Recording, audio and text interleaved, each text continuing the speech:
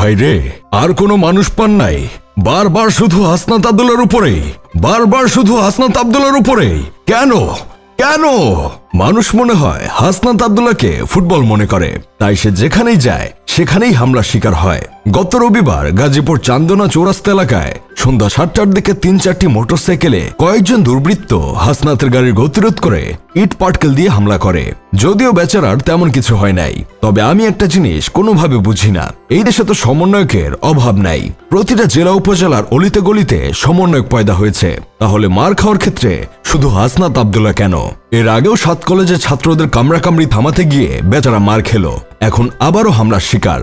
এইভাবে চলতে থাকলে একদিন রাগের মাথায় হাসনাত আব্দুল্লাহ বলে বসবে, আর মানুষ পান নাই, বারবার শুধু আমার উপরেই, বারবার শুধু আমার উপরেই।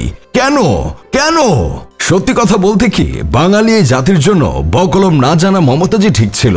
শেখ হাসিনা ক্ষমতা থাকাকালীন কোনো কুত্তাও যদি আওয়ামী লীগ করত, তাহলে মানুষ সেই কুত্তাকে হুসহুস করতে ভয় পেত, মারবে তো দূরের কথা। আর এখন মুখের চেয়ে হাত চলে বেশি।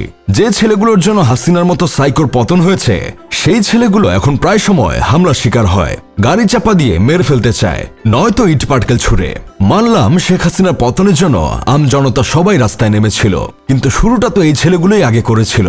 তারজিস বলেন, নাহিদ বলেন, আসিফ বলেন কিংবা হাসনাত আব্দুল্লাহ বলেন, ওরা খুব ভালো করে জানতো কোনো কারণে শেখ হাসিনার পতন না হলে ওদের নিশ্চিত মরতে হবে। যদি নাও মারে, হয় সারা জীবনের জন্য পঙ্গু করে দিবে, নয়তো সারা জীবনের জন্য জেলখানায় আটকে থাকতে হবে। তারপরও তো ওরা রাস্তায় নেমেছে, ওদের সাহস দেখেই তো বাকি সবাই রাস্তায় নেমেছিল। শুরুটা যাদের হাত ধরে হয়েছিল, তাদের উপর এমন হামলা আসলেই কি উচিত হচ্ছে? মানছি তাদের অনেক ভুল ত্রুটি হচ্ছে, সেই ভুলগুলো সমালোচনা করার মতোই, কিন্তু তারা ভুল করলে সেটা স্বীকারও করে। আজ পর্যন্ত দেখেছেন আওয়ামী লীগ কিংবা বিএনপির কোনো নেতাকর্মী তাদের ভুলগুলো স্বীকার করতে?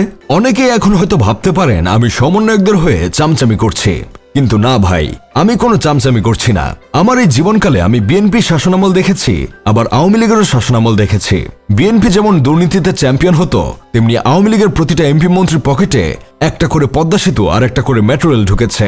আওয়ামী লীগ আর বিএনপি একই মুদ্রার এপিটোপিট, ওদের তুলনায় অন্তত ছাত্ররা ভালো আছে। আর যাই হোক, শিক্ষিত তো আছে, ক লিখতে গিয়ে কলম তো আর 3 বার ভাঙে না। এইসব দেখে আমার বন্ধু কেরামত বলতেছে, যা কিছু ঘটছে সবকিছু সমাধান হবে যদি দ্রুত নির্বাচন দেওয়া হয়। নির্বাচনের জন্য এই দেশের উন্নয়ন আটকে আছে, চারিদিকে এত বিশৃঙ্খলা হচ্ছে। কেরামতের সাথে অবশ্য আমিও একমত, সবকিছু সমাধান হলো দ্রুত নির্বাচন।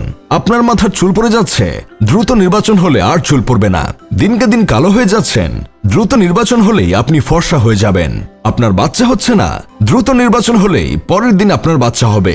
আপনার স্ত্রী কিংবা স্বামী পরকীয়া করে, দ্রুত একবার নির্বাচনটা হয়ে গেলেই আর পরকীয়া করবে না। মোট কথা, এই দেশে নির্বাচনের বিকল্প আর কিছুই নাই। আমার এই কথাগুলো যদি মির্জা ফখরুল সাহেব শুনতেন, তাহলে নিশ্চয়ই খুব খুশি হতেন। হয়তো তিনি আবেগে কান্না করে দিয়ে আমাকে বুকে জড়িয়ে ধরতেন, কারণ দেশের মধ্যে একমাত্র উনি আছেন যিনি কিনা দ্রুত নির্বাচন নিয়ে সবচেয়ে বেশি চিন্তিত।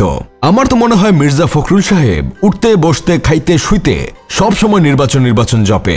যাই হোক, শেষমেশ আমি গোলাম হোসেন একটা কাজের কথা কই, দেশের অবস্থা এখন যেমন তেমন, এখন নির্বাচন দিলে অবস্থা আরো খারাপ হবে। যে যারে খুশি তারে মামলা দিচ্ছে, বাদী পক্ষ জানে না কার নামে মামলা দিচ্ছে, আসামিও জানে না কে বাদী হয়ে তার নামে মামলা দিল, কেউ কাউকে চিনে না, চারদিকে চলিতেছে সার্কাস।